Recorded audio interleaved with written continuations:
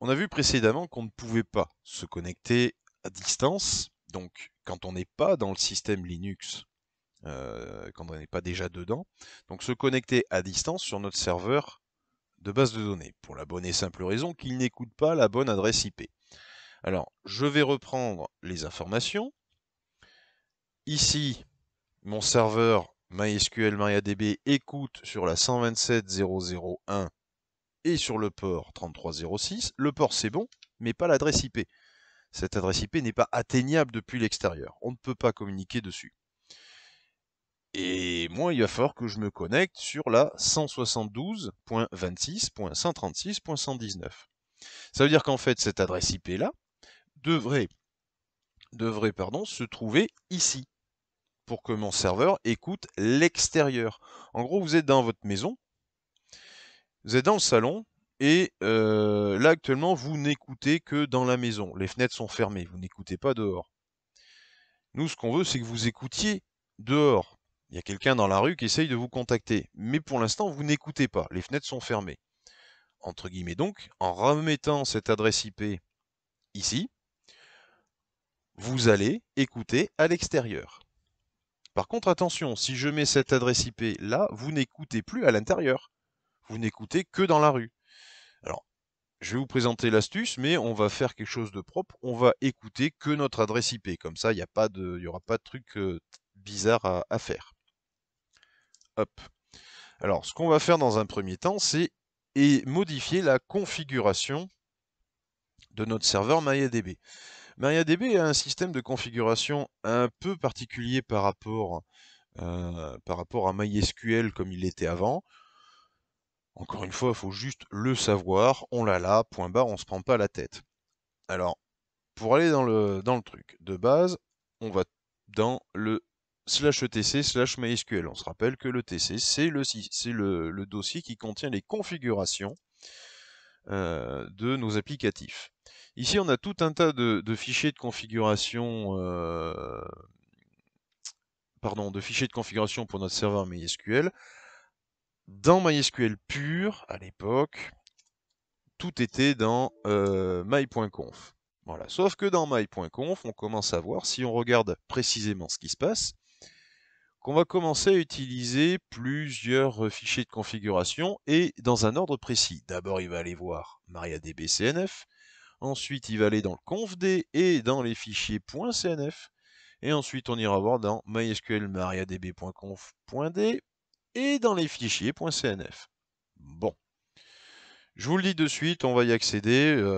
Dans MariaDB, les systèmes sont bien connus. Donc on va faire un sudo nano. Oups.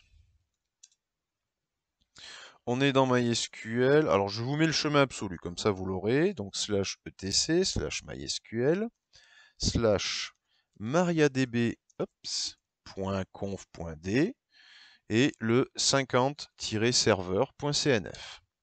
Ok, là on a tous les paramètres de fonctionnement de notre système. Alors, ici, vous avez le bind address.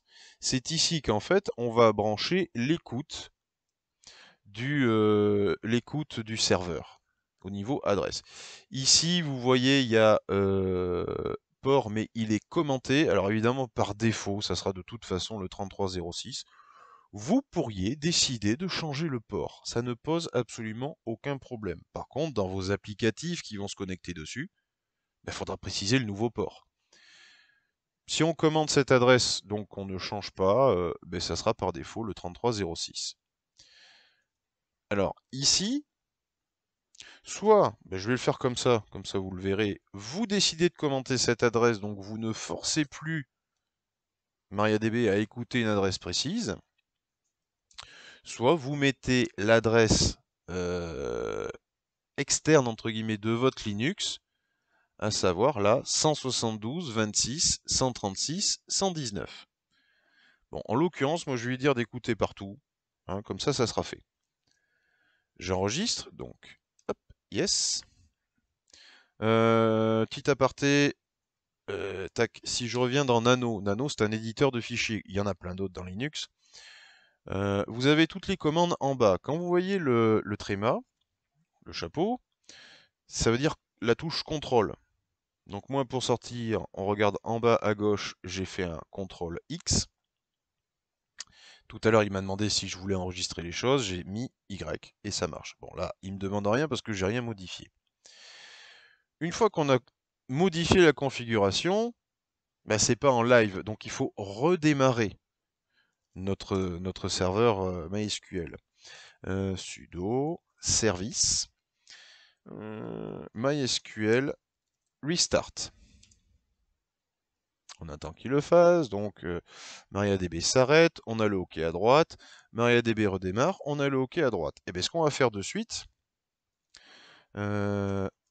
netstat-aln.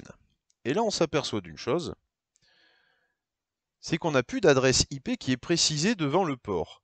Ça veut tout simplement dire que là, à l'instant et maintenant, notre serveur MySQL, il écoute partout, que ça soit à l'extérieur, donc vous, à votre fenêtre qui écoutez dans la rue, ou à l'intérieur, quelqu'un qui serait derrière vous dans le salon. Vous écoutez des deux côtés de la fenêtre.